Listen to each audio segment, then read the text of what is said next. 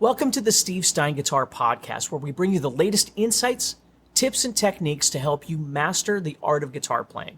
I'm your host, Steve Stein, and I'm committed to sharing my passion for the guitar while inspiring you and guiding you through your musical journey. Now remember that you can enjoy this podcast from anywhere and anytime, whether you're cruising down the highway, preparing dinner in the kitchen, or even working out at the gym. By incorporating the podcast into your daily routine, you'll be able to stay inspired and motivated in your guitar journey, no matter where life takes you. Now, let's dive into today's podcast. Hey, Steve Stein from GuitarZoom here. Today we're going to be talking about some things that you can do to help yourself if you're an intermediate guitar player and you feel like you're kind of stuck in a rut. I've got 4 things that I want you to think about. So number 1 is breaking through plateaus. This is a really common one where a person's been playing for a while and you keep feeling like you're getting stuck in certain places and it's hard to get past those.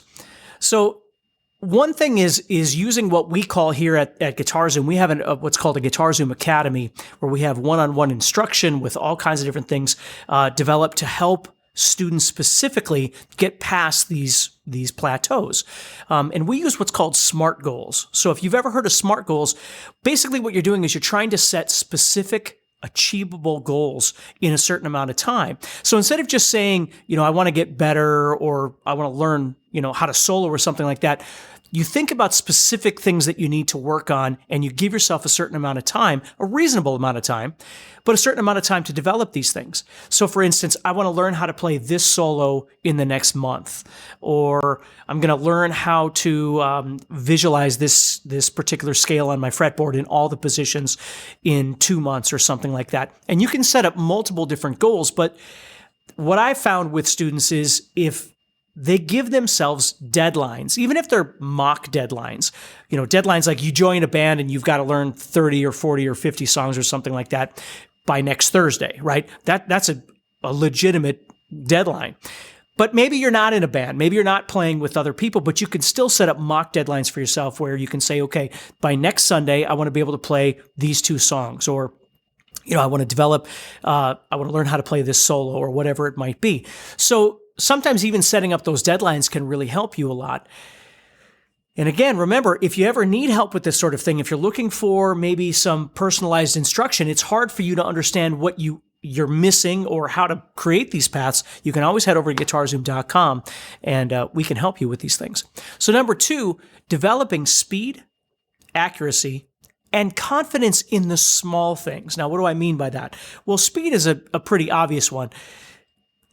People get stuck on this thing of like, I don't want to be a shredder, or, there's more feel in one note than 1,000 notes. And those things may or may not be true to you. That's perfectly fine. But the reality is when you're actually going to play music or you're going to improvise solo, you're always dealing with subdivision, right? If your song is running 130 beats per minute, it's not like all you're doing is playing whole notes for the entire song. I mean, you're going to have half notes or quarter notes or eighth notes or 16th notes. And so it's important to understand that element, that technical element of being able to play, we can call it speed, but really understanding that subdivision is very, very important because it enables you to be able to play things that maybe are a little more difficult, maybe a little more complex. But certainly if you're working in the improvisation world, it adds energy. Like if you think in your head, if all you ever did was play quarter notes, your singer sang quarter notes and your drummer's only playing quarter notes, it would sound very strange. Like the whole point is that everybody's able to move through these subdivisions at various stages and make music sound more musical, to be able to build energy or go the other direction and play a little less and make things a little more spacious. These are all great things. But being reasonable about that, not just saying, I don't want to shred, therefore I don't want to practice anything of a technical capacity or a speed thing. That's just silly. I mean, you want to try and work on those things. So developing your speed, developing your accuracy. When you do play something, trying to make sure that you've spent enough time really articulating it and figuring out all the specifics of what it is that you're trying to do so it sounds the best that you can play it. Not just can I get from point A to point B to finish this to move on to the next thing, but can I really make this sound and feel the way it's supposed to sound and feel? And then confidence in the small things. What I mean by that are things like bending. vibrato, slides. There's all kinds of different things like that. But really having confidence when you go to play something, whatever it might be, if you go to do a bend or a vibrato or a lick or whatever it might be, being able to execute that in a way that feels good and sounds good and makes you feel more confident. Because sometimes we get so wrapped up in things like scales and all of these different things, which is important, but we forget that sometimes it's the little things that we do that really can sell the authenticity of the music that we're trying to play. So learning how to use a metronome, right, for more of the technical things, learning different techniques like alternate picking or string skipping or economy picking or legato playing or whatever it might be. These are all things that fit into this category.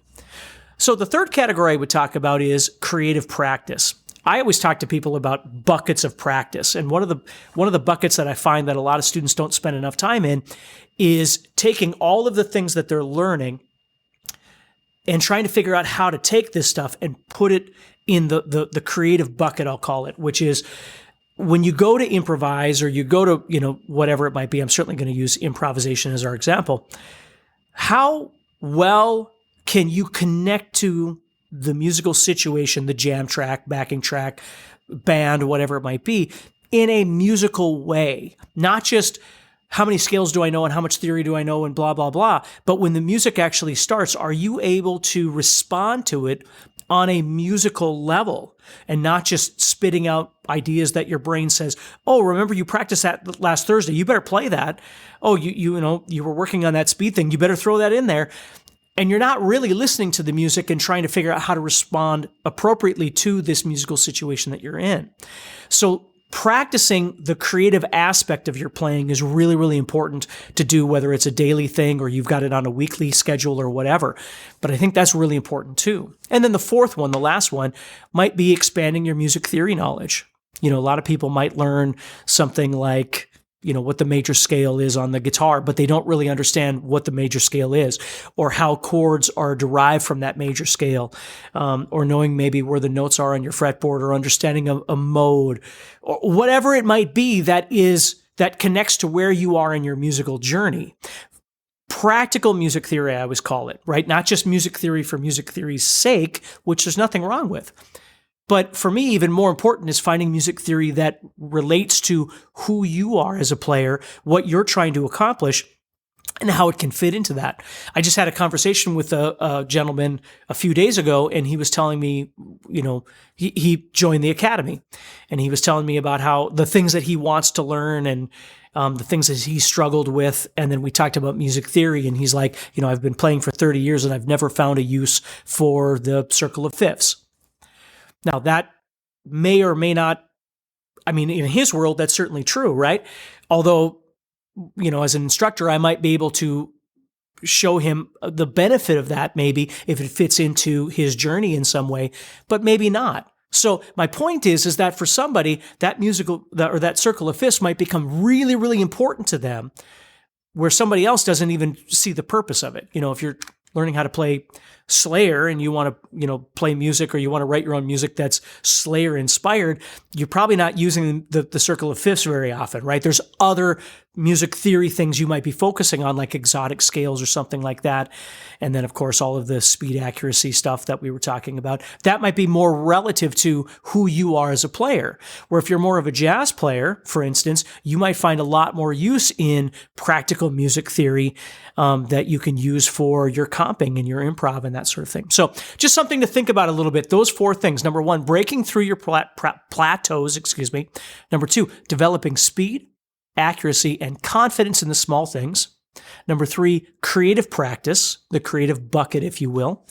And then number four, expanding your music theory knowledge. Okay. And that would certainly include your fretboard as well, being able to understand more about what's happening on your fretboard. If you like our podcast and want to hear more, remember to press the subscribe button on the app that you listen to. By doing this, you help us a lot, and you'll be the first to know when we have new episodes ready for you to listen to. Is this podcast fun and useful? Then please give it a thumbs up and write about how much you like it. Is this podcast not what you thought it would be? Please let us know. This helps us to make our podcast better and helps more people who love guitar find it as well. So don't forget to subscribe, like, and tell us what you think.